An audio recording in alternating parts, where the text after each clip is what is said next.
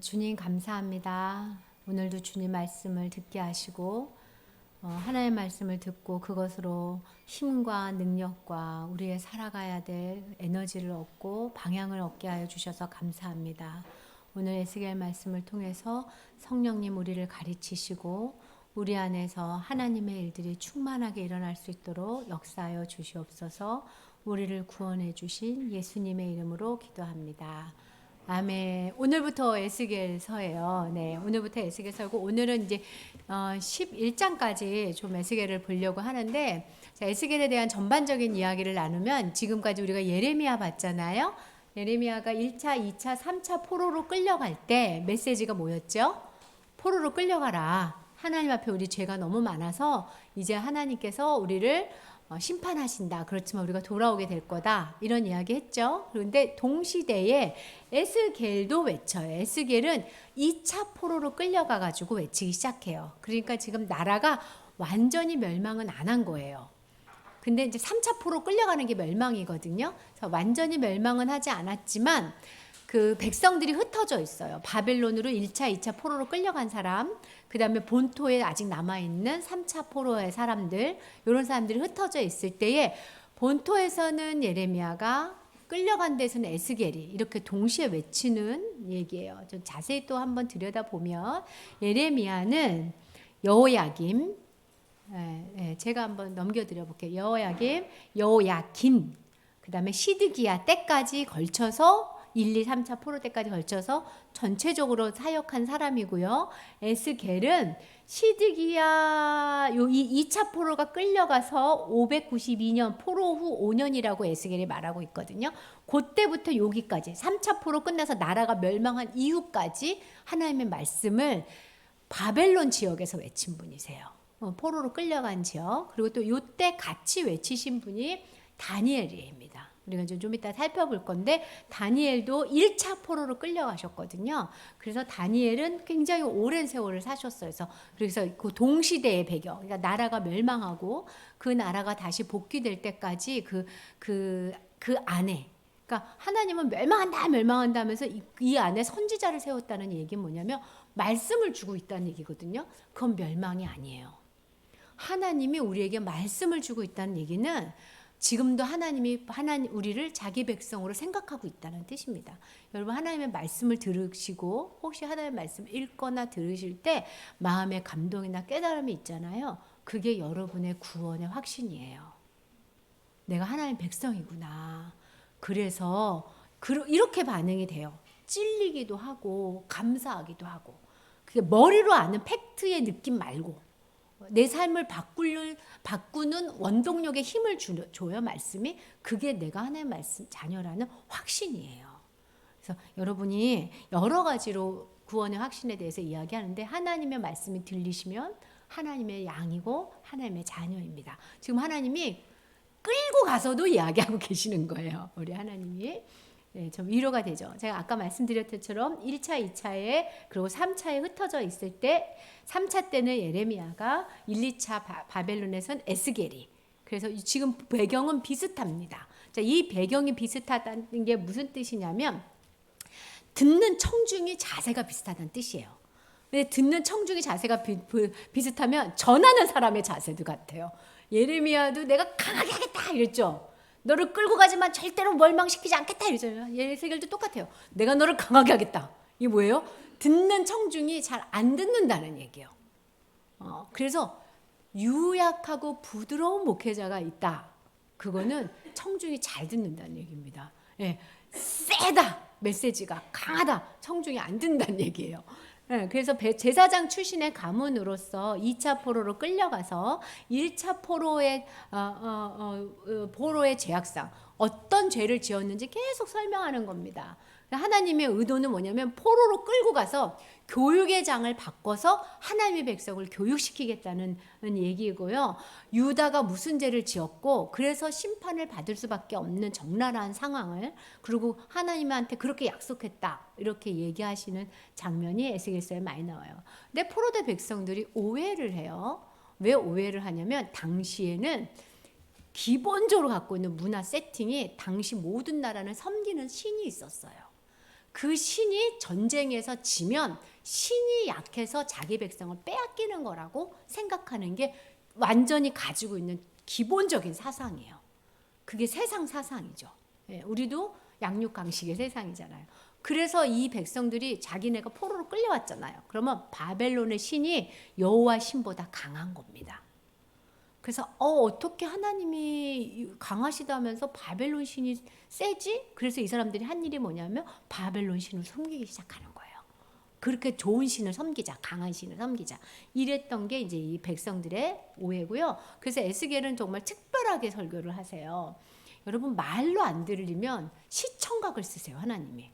근데 이분의 시청각은 뭐냐면 이분 자체가 시청각이에요. 그래서 연극처럼 설교를 하세요.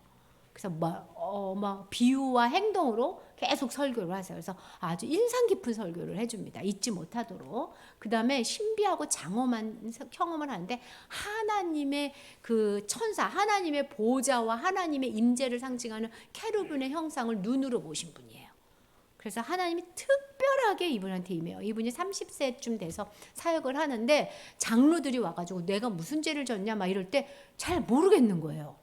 그래서 하나님이 끌고 환상 중에 끌고 가서 무슨 죄를 짓고 있는지를 보여줘요. 그러니까 에스겔은 실제로 보지 못한 거를 막 하나님한테 끌려가서 영으로 보고 오고 그거를 막 메시지로 전하는. 그래서 하나님의 진노를 보여줬기 때문에 자기 아내가 죽음으로 하나님도 자기 아내를 죽였다는 그런 것도 보내주고요. 제사장으로서 성전, 여러분 성전이 지금으로 생각하면 우리와 하나님과의 관계입니다.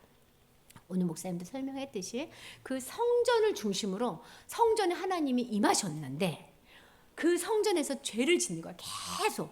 그러니까 하나님은 어떻게 되냐면 성전을 떠나서요. 그 떠나시고 성전이 파괴가 됩니다. 그런데 하나님 거기서 끝나지 않고 새 성전을 지어주는. 그래서 에스겔은 성전에 임하셨던 하나님이 떠나시고 성전을 없애고 새 성전을 지어주는 이야기까지가 아주 드라마틱하게 그려진 이야기예요. 그래서 에스겔서가 참 재밌고 좋았고 우리 최근에 에스겔서 설교 들었던 기억 나시죠? 안 나도 돼요. 제가 다 설명해 드릴게요. 예, 어린이 설교를 그림으로 막 봤던 기억들이 있어서 그리고 제가 어린이 설교는 계속 반복해서 드리잖아요. 여러분 하나님을 아는 지식이요. 머리로 하나님을 아는 건 아니에요. 머리로 하나님을 아는 건 아닌데요. 머리로 모르면 하나님을 만들어서 알아요. 그렇기 때문에 머리도 알고 가슴으로도 알고 우리의 몸으로 의지로도 알아야 돼요. 그래서 여러분 성경을 좀 아는 이런 훈련을 저희도 유혹이 많아요. 이 시간 막 여러분 이 시간 우리가 막 찬양 집회하고 기도께 하고 막 뜨겁게 해가지고 막 이렇게 해서 보내드릴 수도 있어요. 목사님하고 저하고 출신이 기도원파 출신이에요. 우리는 기도 3-4시간 하는 거 쉽게 여기고 기도했던 사람들이에요. 예. 그런데 우리가 하나님을 이렇게 배워가면서 하나님한테 배운 거는 성경의 말씀을 근거로 하나님을 알지 못하는 건 우상 숭배다. 그래서 아주 이렇게 가리키다 보니까 너무 지적으로 가리키는 느낌이 들지만 뜨거운 가슴으로 배우시기 바랍니다. 아셨죠? 예. 예. 포로된 사람들이 어떻게 했냐면 하나님은 공평하지 않다. 창세 때부터 지금까지 우리가 우상 숭배인데 왜 해필 우리 때에 포로로 끌려가느냐? 뭐 우리 죄가 얼마나 크길래 그러냐? 그랬더니 그러면서 하나님은 정말 전능하지 않다. 전능하다. 왜 자기 백성을 바벨론한테 뺏기겠느냐? 이런 생각들을 막 하고 있을 때 에스겔이 야 조상 때부터 지은 죄도 짓지만 너희들도 죄를 지었어 라고 하면서 막 얘기할 때 우리 죄가 뭐가 그렇게 크냐 해서 에스겔이 막 구구절절 죄에 대한 이야기를 해주는 장면이 나오고요. 조상 때문에 이렇게 어려움을 겪는다면 우리가 이걸 해결할 방법이 없다. 이제 우리는 소망이 없다 하면서 막 낙심을 해요. 그래서 희망이 없다고 낙심하는 사람에게 새 성전이 도래될 거고 하나님 우리를 다시 들었을 거다. 희망을 가져라 라고 생각합니다. 여러분 지난주에 제가 하나님한테 기대하고 관계 맺는 거를 안 하는 사람들이 문제가 된다. 하나님하고는 관계가 먼저다라고 얘기했지만 우리가 하나님하고 관계를 맺잖아요. 그러면은 특징이 뭐냐면 소망이 생겨요. 그래서 여러분 우리가 하나님을 믿는 건 기쁨과 소망이 하나님이 내 인생을 향한 특별한 계획이 있어요. 그게 우리 눈으로 작을지라도 하나님한테는 큰 거예요. 그게 네가 작다고 여기느냐? 더 큰 성전이야. 이렇게 얘기하는 거잖아요. 여러분의 인생에서 제가 가끔 누구한테 집사님은 좀 기도의 사명이 있는 것 같아요. 이렇게 얘기하거든요. 그러면 그 기도의 사명이 인생에서 가장 큰 계획이에요. 하나님 앞에. 난 너를 기도로 부를 거야. 난 너를 교육하는 사람으로 부를 거야. 네. 저 이 강단에 서서 주의 말씀을 전하는 이게 나를 향한 큰 계획처럼 여러분 직장에서 여러분 가정에서 하나님의 큰 계획이 있음을 믿고 소망 가운데 사시기 바랍니다. 아셨죠? 네. 왜냐면 에스겔이 너무 혼을 나기 때문에 우리가 좀 소망을 갖고 혼을 좀 나보고. 자, 에스겔은 성경 전체 중에 가장 우울한 책이에요. 왜 그럴까요? 교육하려고 끌고 갔는데 거기서도 하나님 말씀을 안 듣겠다고 날린 거야. 거기서도 우리가 무슨 죄를 져서 거기서도 이게 뭐냐면요. 우리의 죄 중에 가장 큰 죄가 내가 죄인인 걸 잊어버리는 죄입니다. 네. 실제적으로는 죄인이에요. 의롭게 칭해 주셔서 의인인 거지. 근데 우리가요. 실제적인 죄의 상황을 자꾸 놓쳐요. 그래서 그런 죄인이라고 생각하지 않는 사람한테 하나님 말씀이 안 들어가. 그러니까 하나님이 막 여기서 하나님의 감정을 다 쏟고 우리의 죄를 적나라하게 막 환상 가운데서 막 보여주면서 네가 이런 죄를 져 이런 죄를 져 막 이러니까 또 우리가 또 그 죄를 안 지으려고 막 길을 써. 여러분 죄를 안 지을 수가 없어요. 우리는 그냥 죄를 고백하고 하나님이 이 죄를 덮으신 걸 감사로 나가는 거예요. 그러다 보면 죄하고 멀어져요. 어쨌든 그래서 에스겔 구조는 소명, 유다는 심판받을 거다. 열국 너희도 심판받을 거다. 그렇지만 내가 열국은 심판하고 유다 너는 회복할 거야. 그리고 내가 새 성전으로 놀라운 나라를 세울 거야. 그게 지금 우리 시대에 이루어진 일입니다. 그러니까 우리는 진짜 익사이팅한 시대를 사는 거예요. 하나님 나라가 이 땅에 온 시대. 여러분 우리가 정말 놀라운 시대를 산다는 걸 잊지 마시기 바라요. 1장부터 3장까지 내용은 소명은 이제 부르심이죠. 하나님이 1장에서는 환상을 봐요. 그래서 1장 내용은 굉장히 복잡해요. 그래서 제가 그림 하나로 보여주고 말 건데 2장부터 3장까지는 하나님이 에스겔을 불러요. 내가 너를 파수꾼의 소리를 외치는 자의 사명으로 불렀다. 그리고 이제 4장부터 24장까지 유다가 심판받는 얘기가 나오거든요. 그래서 4장부터 5장까지는 설교해요. 왜 어떻게 심판받느냐. 토판으로 그림으로 설교하시고 누워있는 설교로 하시고 그 다음에 먹는 설교하시고 머리털 깎아서 하는 설교하세요. 다시청각 설교를 하시죠. 이런 토족 설교를 하시고요. 6장부터 7장까지는 내가 심판한 거야. 왜? 여호와인 줄 알라고. 그래서 여러분 심판의 주인이 하나님이신 걸 아는 게 굉장한 복이에요. 네. 그 다음에 8장부터 11장까지는 예루살렘에 현재 어떤 죄악이 있는지 그 다음에 그 안에서 나눠서 보면 9장에서는 남은 자를 표시하고요. 10장에서 11장까지는 하나님의 영광이 떠나는 장면. 그래서 이렇게 8장부터 11장까지 안에 남은 자를 표시하고 하나님의 영광이 떠나는 장면까지 아주 자세히 묘사되어 있고 12장부터는 조금 더 다른 이야기가 나와서 이렇게 한번 보도록 하겠습니다. 1장의 내용이 들어가기 전에 에스겔이 본 환상이 보면 이렇게 간단해요. 그 본 거를 가지고 뭐 내 생물의 형사 있고 사람의 형사 있고 앞에 얼굴 왜 오른쪽엔 사자 왼쪽에는 소 뒤에는 독수리 막 이래서 이게 뭐냐 말이 많아요. 그리고 왜냐면 이게 계시록에도 그대로 나와요. 요한계시록에도. 그래서 말이 많는데 이제 이 에스겔은 이걸 뭐라고 하냐면 케루빔이었더라 이렇게 나중에 나오거든요. 그래서 천사라고 하나님을 보좌하는 천사.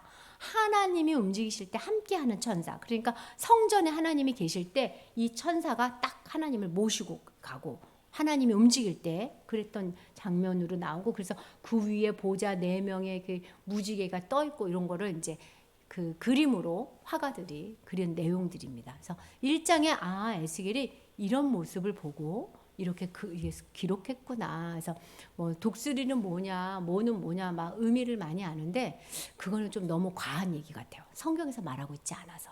우리는 어떻게만 알면 되냐면 하나님이 움직일 때 이렇게 생긴 생물이 나와서 하나님을 이렇게 함께 보좌하고 움직이는다. 그래서 저희가 생각할 때는 하나님 보좌 천사예요.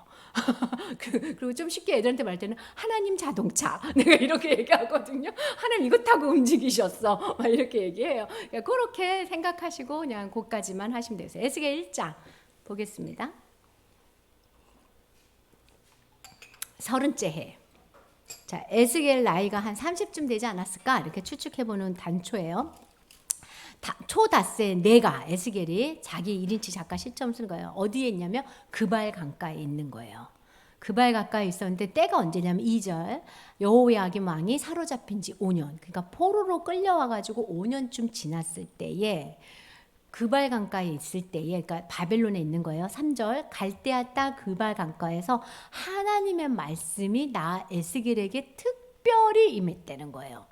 그러면서 하나님의 권능이 내 위에 쫙 내려와서 내가 봤다 이런 얘기를 합니다. 여러분 이게 그냥 우리 눈에는 그냥 그렇지만 너무 당황스러운 게 뭐냐면 지금 성전이 어디에 있냐면 예루살렘에 있어요. 멸망하지 않고.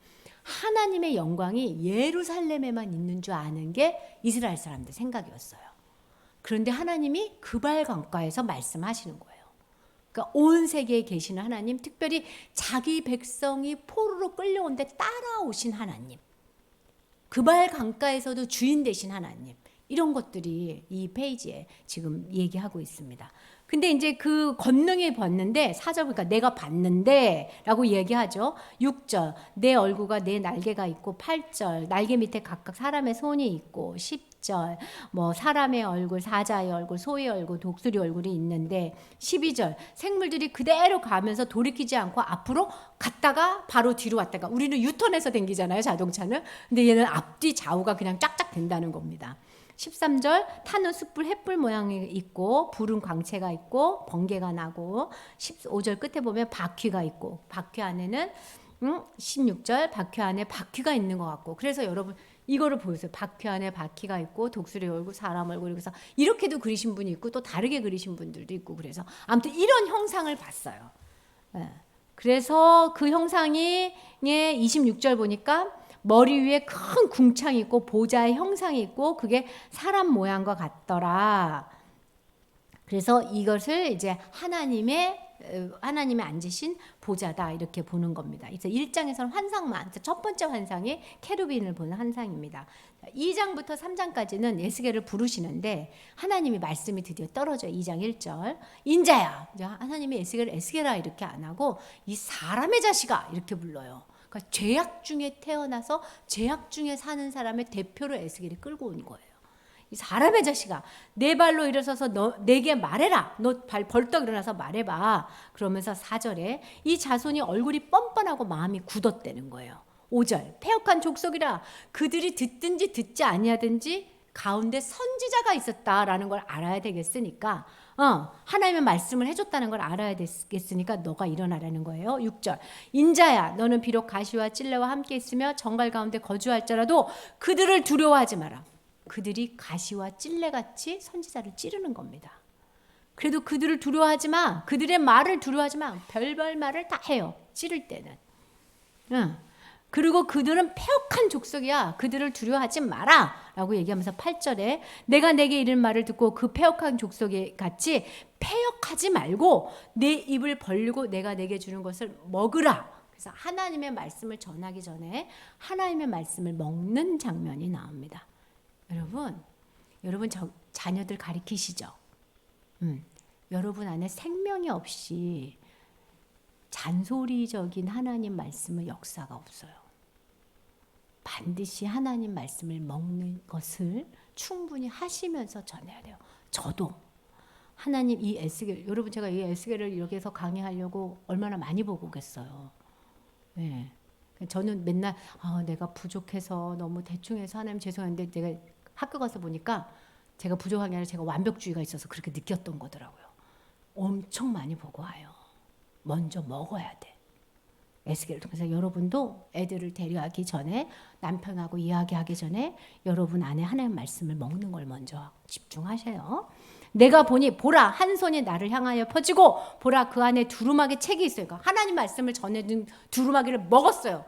근데 그 안에 무슨 말이 있냐면 10절에 애고 재앙의 말을. 그러니까 이제 앞으로 에스겔은 무슨 말을 해요? 애가 재앙을 말하는 거예요. 얼마나 힘들겠어요. 축복을 말하는 것도 힘든데. 그래서 3절 1절 너는 이 두루마기를 먹고 가서 이스라엘 족속에게 말하라. 그러니까 이 두루마기를 먹을 때 3절 끝에 먹을 때는 입에서 어떻대요? 달아요. 여러분 하나님 말씀이 달아요. 여러분 달아야 여러분이 먹는 거예요. 하나님의 말씀은 달고 오묘해요. 만약에 그게 안 되면 하나님 나 단 말씀 경험하게 해주세요 하고 기도하세요. 언젠가 꼭 이루어져요. 하나님의 말씀이 안 달면. 그래서 달게 먹었지만 먹은 건 단데 사는 게 어려웠어. 네. 그러면서 하나님 5절에 너는 언어가 다르거나 말이 어려운 복생에 보내는 게 아니다. 그러니까 가서 전해라. 7절 그러나 이스라엘 족성은 이마가 굳고 마음이 굳어서 네 말을 안 들을 거야. 9절 내 이마를 그래서 하강서보다 굳은 금강서처럼 너를 강하게 해줄 거라는 거예요. 비록 반역하는 족속이라도 두려워하지 말고 그들의 얼굴을 무서워하지 말고 담대히 전해라. 여러분 이게 되게 어려워요. 특히 마음 약하고 사람의 인정과 평가에 예민한 사람들이 자기를 향해서 아주 빳빳한 얼굴을 듣고 있는데 하나님 말씀을 전하는 건 진짜 어려워요. 네. 여러분 아이들이 말을 안 들을 때 강하게 대처하는 거 어려워요. 네. 근데 여러분 하나님이 우리한테 가끔 이런 말도 하세요. 패역한 족속한테 강한 얼굴로 나아가라. 11절 그들이 듣든지 듣지 않든지 말해 괜찮아 이러는 거예요. 안 들어도. 12절 때에 주의 영이 나를 싹 들어 올립니다. 이제 말씀을 먹여놓고 하나님의 영이 싹 들여서 하나님의 영을 충만한 것을 보여주는 겁니다. 14절 주의 영이 나를 들어 올릴 때 내가 근심하고 분한 마음으로. 왜 근심했을까요? 어디로 가나? 왜 분했을까요? 뒤에 보면요 머리 끄대기를 잡고 올리세요. 이렇게 머리에다가 손 같은 게 나와서 머리를 이렇게 잡고 이렇게 들어 올리는 거예요. 갑자기 그 발 가까이 있는데 머리 끄대기를 잡고 올라가시는 거예요. 사명자들을. 여러분 주일 할 때 주님이 안 친절하게 대할 때 있어요. 주님의 손이 험할 때. 네. 나를 향한 분노라기보다는 내 사명을 향한 하나님의 감정이라 생각하시면 됩니다. 예, 여호와의 권능이 힘있게 나를 이게 그래서 화가 나는데 막 성령으로는 충만해지는 거예요. 하나님의 능력이 막 느껴지는 겁니다. 이런 아주 특이한 현상이 우리 가운데 있습니다. 예. 그래서 그런데 그럼 말씀을 전해야 될 거 아니에요. 근데 15절 보니까 그 중에 두려워 떨면 며칠? 7일을 말도 못하신 거예요 이분이. 왜? 너무 두려워서. 너무 어떻게 해야 될지 몰라서. 30대 초반에 새파랗게 젊은 사람이 무슨 제사장이라고 했지만 누구한테 망한 나라의 제사장. 아는 것도 없는 나이 새파랗게 젊은 사람이 예, 지금 30이 누군 줄 알아요? 안지훈이 29이에요. 안지훈 여기 나와가지고 야라벤 막 이러면서 말한다 생각 우리가 참 웃긴다 야 막 이러죠. 이런 어려움 속에서 7일을 말을 못하면 자 그러면 이제 하나님이 어떻게 할 것 같아요? 너 왜 말 안 들어? 이렇게 되잖아요. 하나님이 또 할 수 있도록 2장에 나타나서 설명하세요. 네 사명이 뭐냐면 이러면서 2장이 아니라 17절 인자야 너를 이스라엘 족속의 파수꾼으로 세운 거야. 내 말을 듣고 나를 대신해서 그들을 깨우치면 돼. 18절 끝에 보면 악인은 그 죄악 중에서 죽이려지만 내가 그 피값을 내 손에서 찾을 거다. 네가 전하지 않으면. 19절 너가 악인을 깨우칠 때 그가 그의 악한 마음과 악한 행위로 돌이키지 아니하면 죄악 중에서 악인은 죽지만 너는 보존할 거야 라고 얘기하는 거예요. 그러니까 전하면 그 악인이 죽던 살던 그에게 해가 되지만 안 전하면 너는 죽게 되는 거야. 그러면서 전하면 돼. 그냥 이 에스겔이 전해봤자 안 되는데 이 마음에 막 휩싸여 있는 거예요. 네. 그래서 너가 전하면 악인과 의인의 값은 그들에게 묻지만 안 전하면 너에게 물을 거야 라고 이야기하시는 겁니다. 그래서 25절 보면 인자야 보라 무리가 그래서 22절 보면 22절 볼게요. 여호와의 권능으로 거기 서서 내게 임하시고 또 내게 이르되 일어나 들로 나가라 해서 내가 들로 나왔더니 내가 그래서 들로 나갔더니 여호와의 영광이 거기에 머물렀는데 내가 전에 그발강가에서 보던 영광 같은 영광이 내게 다시 7일 후에 와서 파수꾼이야 파수꾼 그냥 소리만 치면 된다 라고 이야기해 주시는 거예요. 그러면서 하나님이 하신 일이 특이해요. 25절 너를 꽁꽁 짬맬 거야. 그래서 이 에스겔을요 집안에다가 집어넣어서 꽁꽁 짬매놔요. 못 움직이게. 그리고 26절에 네 혀를 네 입천장 입에 붙일 거야. 그 벙어리를 만들어요. 그래서 에스겔의 집에서 나오지도 못하고 벙어리로 있는데 하나님의 말씀만 전할 때만 입이 움직이는 겁니다. 그러니까 에스겔에게 굉장히 특별한 사역이죠. 그래서 하나님의 말씀이다. 이게 하나님이 하시는 거다 하는 굉장히 신비스러운 무당 같은 느낌을 주지 않아요? 무당이 벙어리로 이렇게 있다가 저를 볼자 이러면 갑자기 그러더니 말할 그런 어떤 신비한 근데 이게 뭐 하는 짓이에요 하나님이 너무나 합리적이고 이성적인 하나님이 왜 이러셨을까요? 안 믿으니까 아무 말도 하지 마. 내가 입을 열 때만 말해. 그래서 신비한 능력까지 더해서 주의 말씀을 전하는 겁니다. 여러분 예수님을 처음 전할 때는요 표적과 이사가 많이 나타나요. 왜요? 그걸 봐야 믿으니까. 그렇지만 표적과 이사는 참 믿음으로 인도하지 못해요. 그게 요한복음에서 얘기하는 바예요. 그래서 그 다음에 표적과 이사를 빼세요. 그리고 믿음이 연조가 더할수록 말씀으로 가리키세요. 네. 여러분 표적과 이사가 이적을 원하십니까? 여러분 삶에 여러분 초보예요. 말씀으로 인도하십니다. 그래서 이제 이렇게 초보들에게 지죄를 모르니까 초보지. 죄를 모르면 초보입니다. 그래서 4장에 보면 4장부터 5장의 표적 설교예요. 1절부터 3절까지는 토판을 가져다가 예루살렘을 그 위에 그리고 3절 끝에 성을 포위하는 것처럼 에워싸라. 그래서 예루살렘이 포위되는 그림을 그려서 설교시키고 4절에 보면 너는 또 왼쪽으로 누워서 이스라엘 족속들의 죄를 짊어지고 6절에 너는 오른쪽으로 누워서 유다 족속의 죄를 지어주소. 누워있는 횟수대로 죄에 대한 너희가 죄가 이렇게 무겁다 하면서 누운 설교를 시켜요. 그 다음에 9절에 보면 9절부터 17절까지는 먹는 설교를 시켜요. 어떻게 먹게 하시냐면 10절에 너는 음식을 달아서 하루 20세겔씩 먹고 물도 달아서 먹고 그리고 보리떡처럼 구워서 먹는데 인분으로 그 나무 같은 게 없어서 석탄 같은 게 없어서 내 똥으로 밥을 해 먹는 거예요. 그러니까 지금 이게 뭐 하는 거냐면 포로 시대에 포로로 끌려오는 사람들의 빈약한 먹을 것들 상징하는 거야. 이렇게 떨면서 올 거다. 그래서 먹는 예조로 설교를 하고요. 5장부터는 이제 머리털 설교를 해요.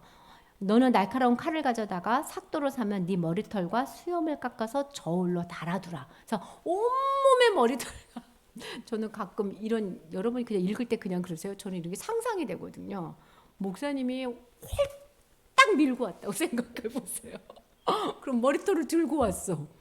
그리고 머리털을 들고 와가지고 3분의 1은 탁 던지더니 칼로 착착착착. 여러분 중에 3분의 1은 칼로 죽습니다. 탁 던지더니 불로 확 여러분의 3분의 1은 불에 타 죽습니다. 난 지금 우리 요즘 정세가 좀 그렇잖아요. 중국하고 미국 사이에 굉장히 위태롭습니다. 나라가. 네. 정말 전쟁이 내일 나도 괜찮은 상황인 걸 내가 혼자 그러거든요. 그러니 이렇게 들더니 훅 여러분 불에 훅 날아가는 것처럼 여러분이 흩어질 겁니다. 우리 저기 안성준 목사님 생각해 보세요. 머리를 다 저를 생각하지 마시고 다 밀고 그런 설교를 막 한다고 생각해봐. 여러분 그 설교를 듣고 눈물로 울며 불며 기도할 사람이 과연 몇이나 될까요? 안 믿고 싶지. 안 믿어지지. 목사님 설교가 틀렸으면 좋겠지. 우리 목사님이 광기 있는 설교였으면 좋겠죠. 그 설교를 시키는 거예요. 3분의 1은 죽을 거야. 3분의 1은. 근데 예레미야도 그렇게 계속 했거든요. 니네들이 칼과 전염병과 기근으로 다 죽을 거다. 이렇게. 12절 보세요. 5장 12절. 너희 가운데서 3분의 1은 전염병으로 기근으로 멸망할 것이고 3분의 1은 사방에서 칼에 엎드려질 거고 3분의 1은 내가 사방에 흩어버릴 것이다. 누가 그렇게 하냐. 13절. 내 분이 내 화가 그들에게 다 쌓였어요. 이제 완전 이빨이 쌓이셨던 거예요. 여호와가 열심으로 심판할 거다. 그래서 하나님의 아주 공의로운 심판 장면이 나타납니다. 여러분, 우리가요 하나님의 열심으로 심판당해서 지옥에 똑 떨어질 존재였어요. 이걸 잊지 마셔야 돼요. 이걸 잊으면 구원이 느슨해져요.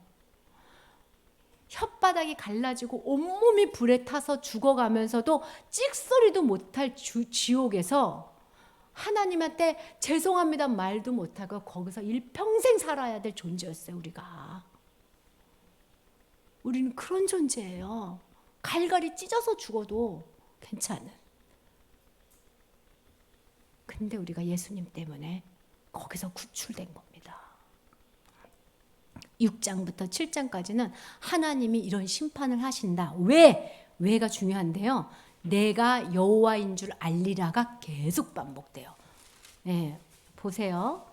7절 여호와인지를 너희가 알게 하리라. 10절 그들이 나를 여호와인 줄 알게 하리라. 13절 끝에 내가 여호와인 줄 알리라. 14절 끝에 내가 여호와인 줄 알리라. 7장 4절 내가 여호와인 줄 알리라. 7장 9절 끝에 아니 거기는 아니구나. 27절 7장 27절 끝에 내가 여호와인 줄 그들이 알리라. 그래서 하나님이 심판하는 이유가 뭡니까? 내가 여호와인 줄 알리라. 왜 심판당해요? 하나님이 여호와인 줄 몰라서 심판당하는 거예요. 자, 하나님을 모르는 건 뭘 모르는 걸까요? 도대체 하나님을 여호와인 줄 안다는 게 무슨 말인가? 여러분, 하나님은 누구세요? 물어봐야 되겠다. 이재진 집사님, 하나님이 누구세요? 무슨 일을 하시는 분이세요? 첫 번째, 창조주이심을 알아야 돼요. 그럼 창조주면 주인이 누구예요? 하나님. 그럼 하나님은 두 번째 하신 일이 뭐예요? 나를 만든 게 창조주죠. 네. 두 번째 하신 일, 하나님이. 두 가지만 잘 믿으면 되는데. 나를 구원하신 분, 구원주. 이 두 가지예요. 이 두 개 안 믿어서 죽는 거예요, 지금. 두 개 안 믿어서. 창조주이신 하나님 앞에서 창조주를 배반하고 구원주이신 하나님의 구원을 의심하고 다른 구원자를 찾아다니니까. 그래서 여호와인 줄 알아. 심판할 때 그래서 이분이 이렇게 강력하신 분이셨구나. 아이고, 이분을 안 믿어서 구원을 못 받았구나. 이걸 아는 거거든요. 그래서 계속 그거를 알라고 하나님이 뭐 하시냐면 9절 보세요. 7장 9절. 내가 너를 불쌍히 여기지도 아니하며 긍휼히 여기지도 아니하고 내 행위대로 너를 벌하며. 우리가 심판받을 때요, 행위대로 심판받습니다. 신자도 불신자도 행위대로 심판받아요. 여러분, 그게 마태복음 얘기예요. 아니요, 우리는 믿음으로 그 행위가 아닌데요. 마태복음 얘기 예수님 뭐라냐면요, 네가 주여 주여 하는 자마다 다 천국 가는 게 아니야. 네 행동으로 내가 심판할 거야. 그래서 심판은요, 행위로 심판을 받아요. 근데 우리가 어떻게 바뀌어요?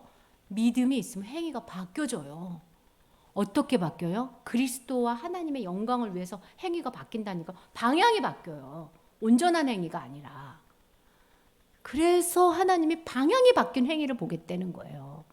근데 이 방향을 어떻게 바꾸냐고요? 방향이요, 믿음이 있어야 바뀌어요.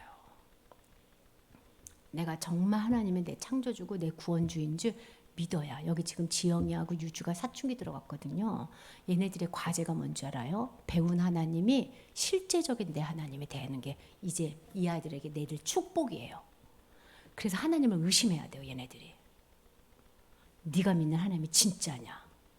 너 왜 죽음을 위해서 죽느냐? 너는 진짜 네 하나님하고 어떤 관계냐? 이런 도전을 받아야 돼요. 머리로 배우는 거라 이제 떠난 거예요. 그것이 되지 않은 상태에서 예배를 드려야지, 똑바로 앉아야지, 졸지 말아야지, 하나님께 선한 일을 해야지, 착한 일을 해야지, 엄마 말씀 들어야지. 여러분, 이거 다 바리새인 만드는 겁니다. 그러면 하나님한테 양가 감정이 생겨요. 하나님은 좋은데 부담스러워. 여러분, 이거 왜 이렇게 된 줄 알아요? 믿음이 없는데 자꾸 푸시해서 그래요. 내가 믿음이 없어서 그래.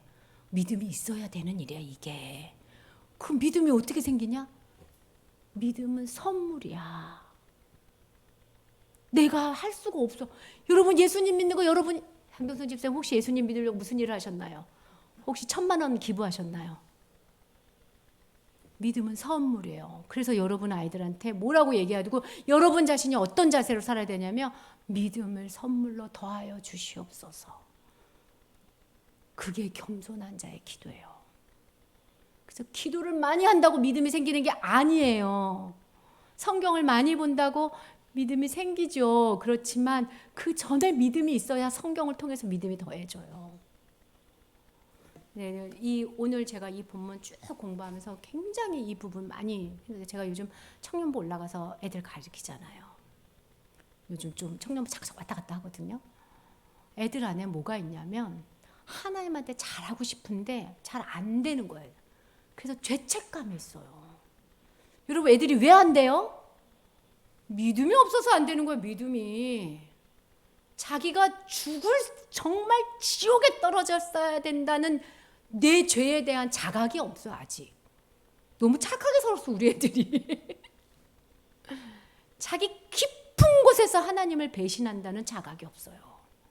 여러분 우리도 그 자각이 없으면 애들 못 가르쳐요. 본능적으로 내 안에 있구나. 그리고 이것을 구원하셨구나. 그래서 내가 예수님하고 이 기쁨이 있어야 바뀝니다. 제가 오늘 보세요. 10절 보세요. 믿음이 없어서 끝에 교만이 싹이 났도다. 믿음이 없어서 생긴 거예요. 근데 우리는 교만하지 말아야지 하고 행위에 집중합니다. 10절 끝에 교만이 싹이 나서 니네가 심판을 받은 거야 라고 얘기해요. 19절에 보세요. 19절. 그들이 은금을 거리에 던지며 금을 오물같이 여기리니 내가 진노를 내리는 날에 그들이 은과 금이 능히 자기를 건지지 못하며 능히 심령을 족하게 하지 못하는 줄 알리라. 이 사람들이 은금을 탐했거든요. 하나님보다. 그래서 그날 심판의 날 은금을 다 집어 던지게 해준다는 거예요. 자, 이 사람들이 왜 멸망했어요? 재물을 사랑해서 멸망했어요. 왜 재물을 사랑해요? 주님이 창조자가 아니어서 그래요. 믿음이 없어서. 그래서 한경진 목사님이 돌아가시면서 목사님 목회할 때 제일 중요한 게 뭐예요? 한 번만 얘기해 주세요. 한경진 목사님 뭐라 그러셨다고요? 목회자 후보생들 그 제자들 놔두고 예수를 잘 믿어라. 믿음만 있으면 된다. 22절 보세요. 이 사람들이 왜 어떤 행동이냐면 그들이 내 은밀한 처소를 더럽히고 성전을 더럽혔다는 겁니다. 포악한 자도 거기 들어와서 더럽혔어요. 예배가 엉망이 됐다는 얘기예요. 우리 애들이 왜 예배를 제대로 못 드리고 종교생활 합니까? 여러분이 왜 예배가 재미가 없습니까? 믿음이 떨어진 거예요. 믿음이. 그러면서 이 사람들이 어떻게 했냐면 26절에 선지자, 제사장, 왕, 고관 이런 사람을 의지했거든요. 그래서 그들이 다 심판날에 다 없어진다는 얘기를 해요. 7장 26, 27절에 사람을 의지하는 것을 다 망하게 하겠다. 왜 우리가 하나님을 의지 못하죠? 하나님의 구원과 하나님의 능력을 믿지 않아서예요.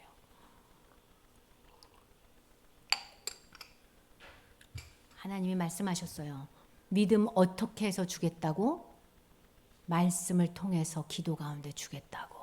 그러니까 우리 애들이 왜 예배 와야 돼요? 믿음이 없는데 믿음을 받으려고 선물로. 자, 장난감 사려면 슈퍼마켓 가야 되죠? 네, 우리 애들이 믿음을 선물로 받으려고 오는 거야 예배를. 그래서 너가 믿음이 없어서 그래. 하나님 오늘도 믿음 달라 기도하자.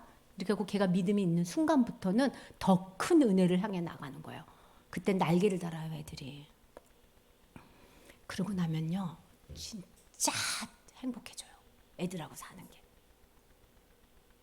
그래 그러면 하나님한테 기도해봐라 이러면 돼요. 그러니까 이제 남은 한 5, 6년을 죽기 살기로 기도하시기 바랍니다. 화이팅! 네, 한번 해봅시다. 하나님의 때에 하나님 불러주세요. 8장부터는 예루살렘의 현재 죄악상을 쫙 들리면서 하나님이 이제 나타나는 게 이제 환상적으로 나타나요.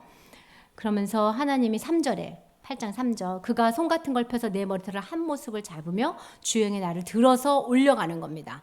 그러니까 보니까 안뜰로 들어가는데 안뜰로 보니까 북향문에 이르렀는데 5절에 보니까 인자야 너는 눈으로서 북쪽을 바라봐라. 그랬더니 북쪽 어귀 끝에 어귀 북쪽에 질투의 우상이 가득한 겁니다.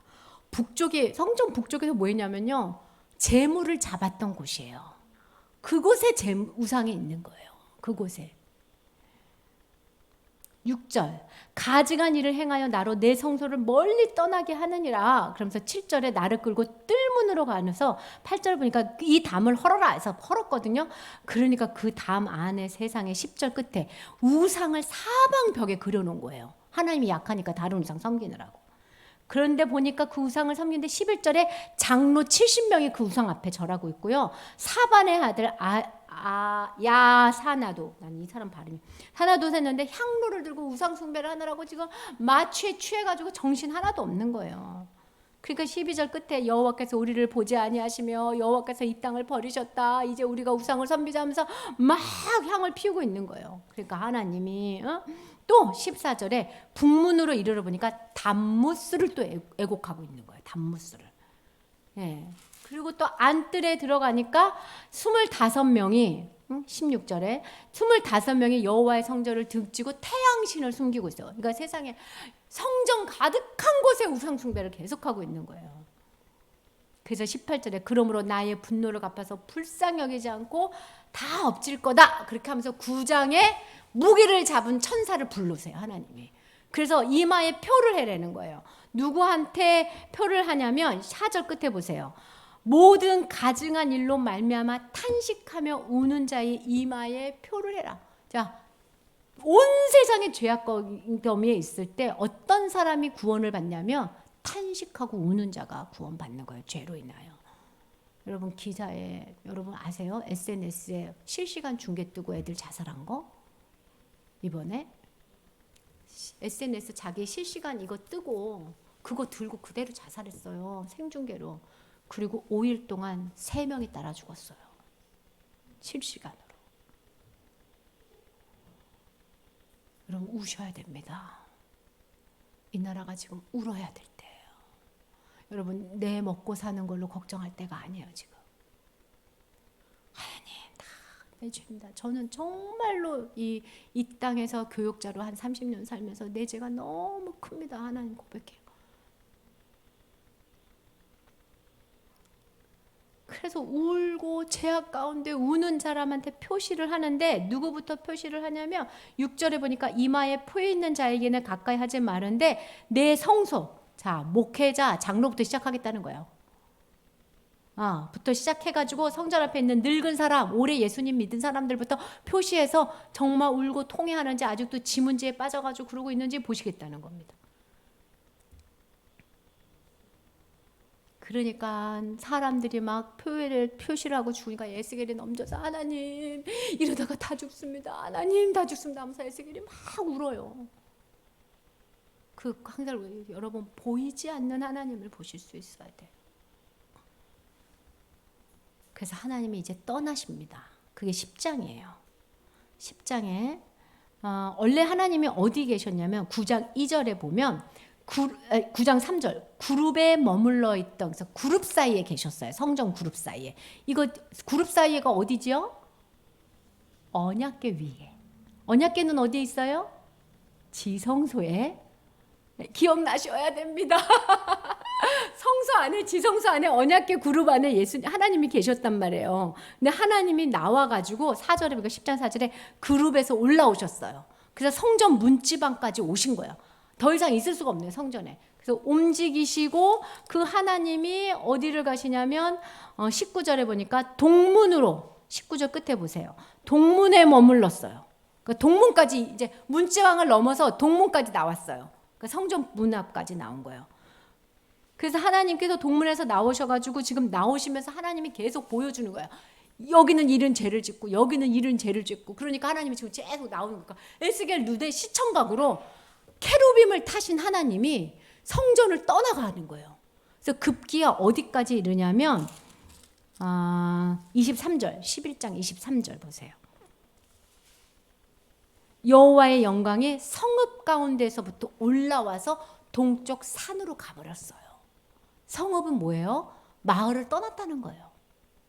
그래서 하나님이 지금 쭉 떠나는 그 하나님의 일터를 보여주면서 하나님이 그 사람들이 뭐라고 말을 하냐면, 자 11장 3절 볼게요. 사람들이 집이 건축할 때가 가깝지 아니한지 이 성읍은 가마가 되고 우리는 고기가 된다, 이렇게 들으면 무슨 말인지 몰라요. 그래서 제가 읽어드릴게요. 무슨 뜻이냐면, 야 이제 집을 곧 건축할 때가 되지 않았어? 그렇게 건축하면 이제 이 우리 예루살렘을 하나님이 다시 보호해 줄 때가 됐다는 거예요. 그러니까 그러면은 이 성읍이 가마처럼 우리를 싹 지켜주신다는 거예요. 가마 속에 있는 고기처럼 안전하게 우리는 고기가 돼요. 왜? 성전에 하나님이 계시니까. 근데 하나님은 실제로 지금 뭐 하고 있는 거예요? 떠났어. 이게 무서워요. 나는 하나님의 보호를 받아. 근데 하나님이 떠났어요. 왜 떠나요? 믿음이 없는 그들의 행위를 보면 알아요. 그래서 하나님은 우리의 행위를 보신다는 거야. 참 믿음은. 근데 그 행위는 어떨 때 나와야 돼요? 믿음에 의해서만 나올 수 있어요. 행위를 본다 하니까 여러분이 행위에 집중하시면 안 됩니다. 행위는 믿음이 없으면 안 나와요. 여러분은 믿음에 집중하셔야 돼요. 믿음에. 네. 그러면서 하나님이 뭐라고 얘기하시냐면 16절.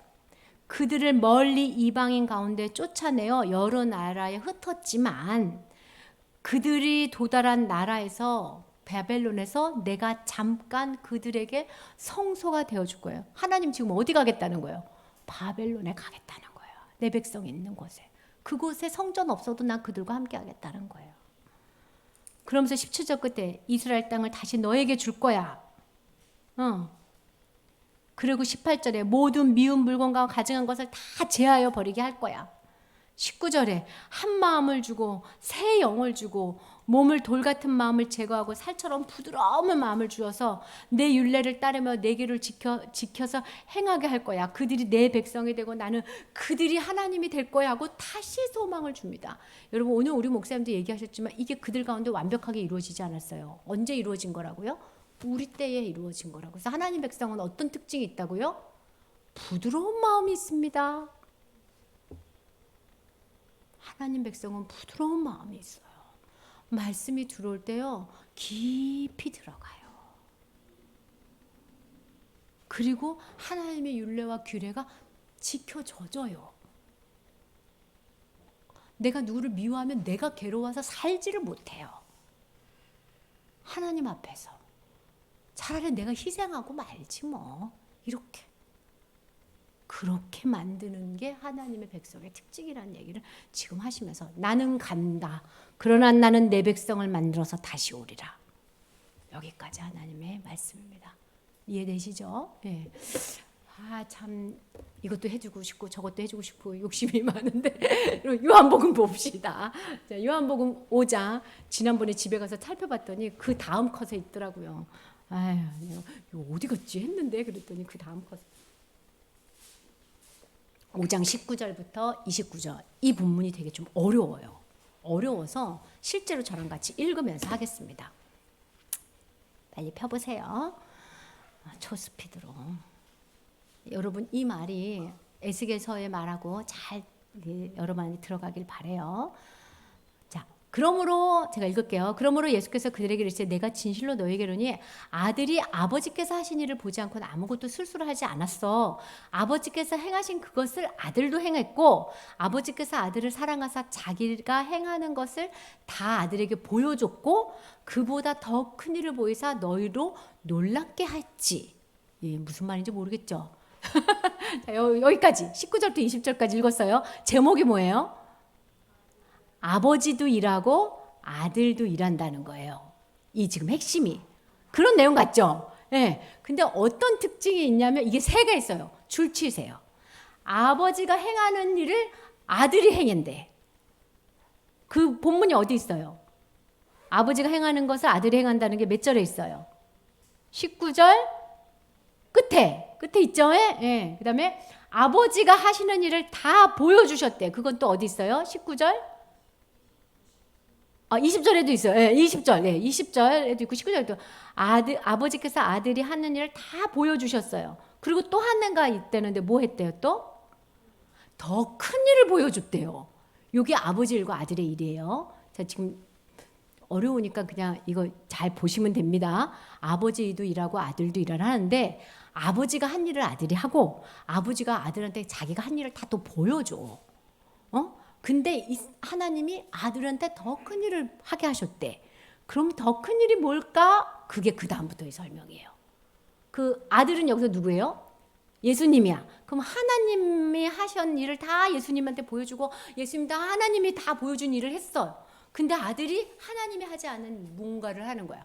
그게 뭘까가 적혀 있는 게 나머지 구절인데 그게 생명과 심판의 일을 한다는 거예요. 그게 뒤가 다 생명과 심판의 일이에요. 근데 생명의 일은 어떻게 보냐면 자 21절 볼게요. 아버지께서 죽은 자를 일으켜 살리신 같이 아들도 자기가 원하는 일을 살린다. 살리는 일을 하겠다는 거야. 아들도. 아버지께서 아무도 심판하지 않고 심판을 다 누구한테 맡겼어요? 아들에게 맡겼어요. 그래서요 심판을 하실 때요 아들을 믿는 자는 심판을 하니까 아들한테 심판권이 있는 거예요. 기준이 아들이야. 예수 그리스도. 무슨 얘기인지 알겠죠? 이런 심한 일을 그래서 유대교가 심판받는 거예요. 똑같은 하나님을 믿어요 우리랑. 왜 심판받아요? 아들을 통한 구원을 안 받았기 때문에. 하나님은 심판 안 하시겠다는 거예요. 나를 믿는 걸로 심판 안 해.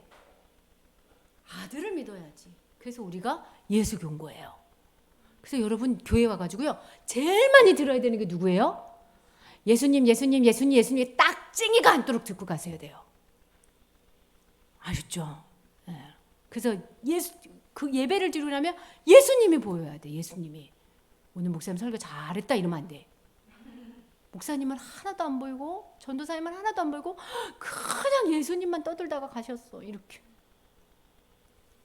그래서 전도사님이 그때 그렇게 얘기하셨는데요. 이렇게 얘기하지 마시고 예수님이 나한테 그렇게 얘기하셔서 감동이 됐어. 이렇게 얘기하시고 버릇해요. 귀로 듣지 않고 이제 감동받았다고 얘기하셔야 되는데 자 그래서 아들은 무슨 일을 하냐면 생명과 심판의 일을 해요. 그런데 생명과 심판의 기준이 어떻게 되냐면 그게 24절이에요. 이게 키예요. 키. 이래서 우리가 24절을 외워요. 다 같이 읽어볼게요. 시작.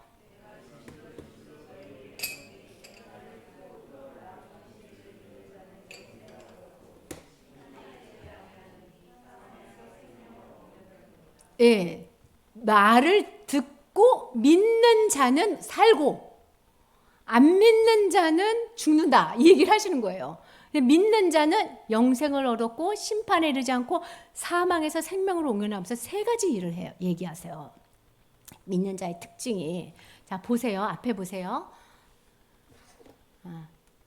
앞에 보세요. 자, 내 말을 듣고 또 나 보내시는 이를 믿는 자는 첫 번째 영생을 얻어요.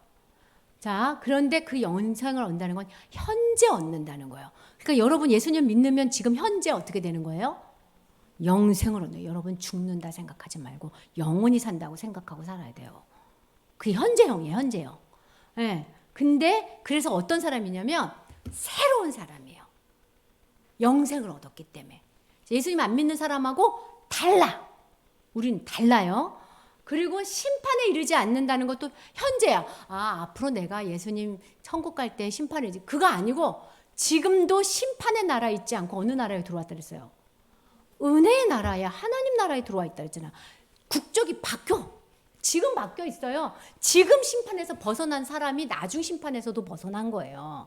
그러니까 지금 안 벗어나니까 여러분 그래서 심판 가운데 떨지 마요. 죄로 인하여 고민하지 마요. 여러분의 죄는 회개하고 하나님께 돌아가는 것, 하나님을 놓치지 않는 거에 집중하는 거지 어차피 죄를 짓는 거예요. 그래서 심판에서 벗어났어요. 그리고 사망에서 생명으로 옮겼느냐는 현재 완료형을 써요.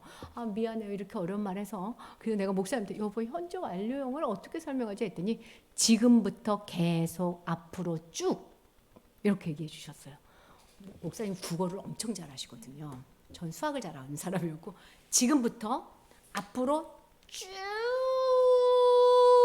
생명으로 옮겨가고 있다는 얘기예요. 그 뜻이 무엇이냐면 현재 현재는 영적으로 부활했다는 거예요. 근데 그 영적으로 부활은 우리가 아직 육적으로는 부활을 못했어요. 마지막 때 육적으로도 부활한다는 거예요. 지금부터 쭉. 그러니까 지금 우리는 영적으로 부활했기 때문에 새로운 사람, 영적으로 부활했기 때문에 심판받지 않아. 영적으로 부활한 우리는 장차 어디까지 가요? 육적으로도 부활해요. 이런 만화 같은 이야기를 우리가 믿는 거예요. 그러니까 밖에 사람들이 볼 때는 이상한 일이죠. 우리는 이게 믿어져요.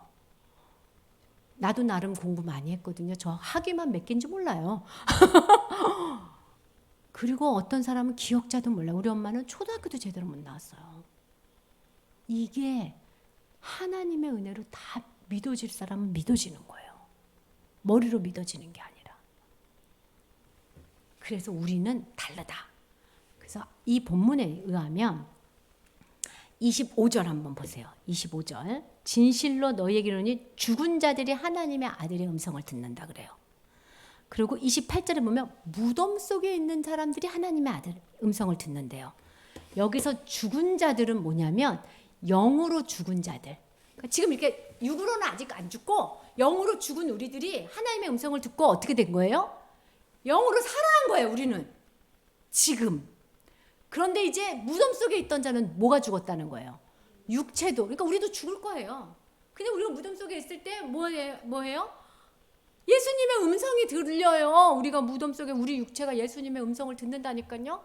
그래서 화장을 했던 뭐였던 어쨌든 예수님의 음성을 들으면 우리 육체가 살아나요. 그래서 우리 영혼하고 만나서 사람은요. 영과 육이 만나야 사람이에요.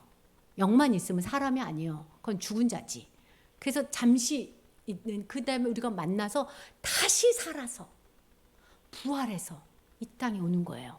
이렇게 만나서 사는 사람은 반드시 영이 산 사람만 하나님 앞에 심판받지 않고 이렇게 산다는 거예요. 그러니까 우리가 이 땅에 속해서 살지 마. 우리가 종자가 달라요. 우리가 똑같은 사람이 아니에요. 여러분, 그러니까 내가 맨날 얘기하자면 쫄지 마라. 응? 두려워하지 마라. 이거를 믿을 때나 우리가 담대하게 살죠. 안 그러면 신세한탄만 하게 되는 거죠. 응. 하나님의 음성이 들리십니까? 예수님의 음성을 듣고 믿으십니까? 여러분 새로운 피조물이에요. 지금도 하나님의 음성이 들리십니까? 여러분 하나님 사람이에요.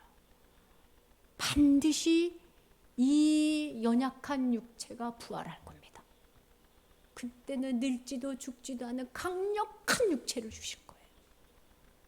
그 육체하고 내 영이 만나서 우리가 서로 너무 깊게 사랑하고 하나님께 온전한 한 교회가 되어서 이 땅이 새롭게 된 이 땅에서 누비며 왕 같은 제사장으로 살 거라는 게 예수님 믿는 사람이 믿는 믿음이기 때문에 우리의 행위는 바뀔 수밖에 없어요. 우리가 돈을 따라갈 수가 없어요. 사람을 의지할 수가 없어요.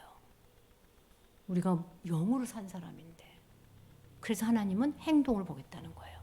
네가 진짜 믿으면 그렇게 안 산다는 거예요.